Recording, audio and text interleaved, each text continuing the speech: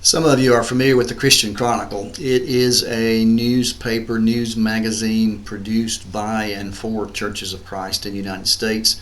I don't know how many of you see it or read it. I highly recommend it to you just for the information that's there.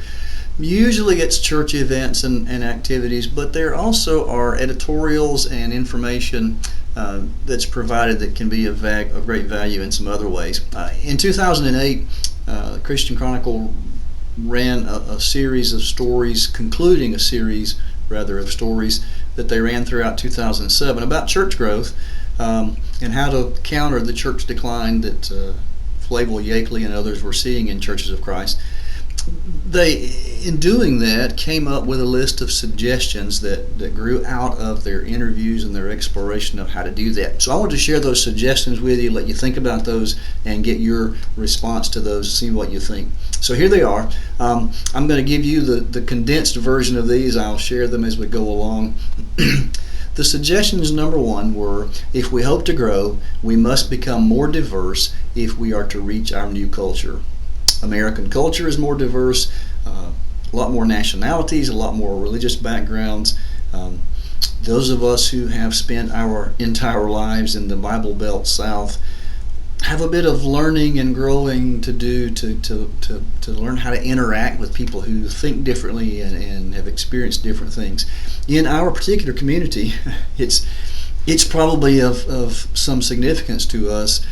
When we talk about diversity, particularly racial diversity in Sumter County, I think we probably have to recognize we are a predominantly white church, have been a predominantly white church. At one time, we're a totally white church.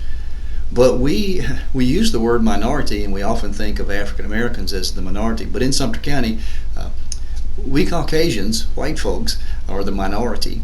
And we need to recognize this is where we live, and the people around us, the lost to be reached, majority of those folks are not white Americans. And so we need to at least be aware of that how we reach out, how we make contact, how we make connections may be different. So one of the suggestions was to become more diverse. The second one was we must make eternal faith relevant to the young people who grow up in our congregations. We must make the eternal truths, the eternal faith, relevant to the young people growing up in our churches. Because if we don't, they leave. I've made this comment to Becky several times. If we just had back half of the people who were in our youth group over the last 30 years, now some of them have moved to other places and are active, but if we just had back half of those who live in this area still and either have gone to other churches or just aren't involved at all, it would just make a significant difference in the size and the energy and the resources of this church. So many people just disappear. Now, I don't think we're ever going to totally solve that. It's been an issue since the first century. But one of the things we have to do is to find some way to make the faith relevant to a newer generation. I love what Andy Stanley says, if people can be talked out of their faith, it means they probably weren't talked into it all that well. And so one of the things that I'm trying to do in our youth group is to spend a good bit of time with Christian evidences and apologetics to try to kind of ground our young people in reasons to believe, in the logic of believing in God, in Jesus, and the Bible, so that it won't be so easy for them to just wander away as they get older and find some folks challenging that faith. Number three, we must plant new congregations outside the Bible Belt in places where most folks have never heard of us. And we must be willing to try new approaches to reach a new generation, not sacrificing biblical teaching. That one bugs me a little bit because I live in the Bible Belt, spent my life here. It's where my family's always been, at least as far back as I know.